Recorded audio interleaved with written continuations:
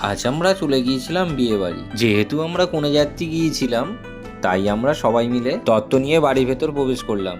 আর বিয়ের দিন ঠিকঠাক ভিডিওগুলো রেকর্ড করতে পেরেছিলাম না, তাই আর বিয়ের ভিডিওটা দিলাম না। তো কি আর করা যাবে বলো, তাই রিসেপশনের ভিডিওটাই তোমাদের সাথে শেয়ার করলাম।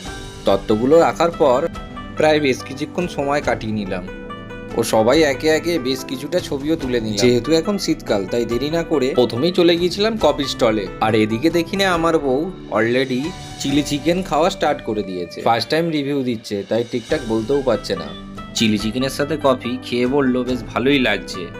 আর এদিকে আমার ছোটবেলার বন্ধু চিলি চিকেন নেবে বলে দাঁড়িয়ে আছে।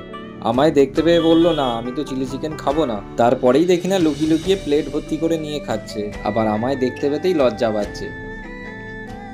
ঘড়ির কাঁটায় তখন বেজে গিয়েছিল রাত্রির 11:15। তাই আর দেরি করলাম না।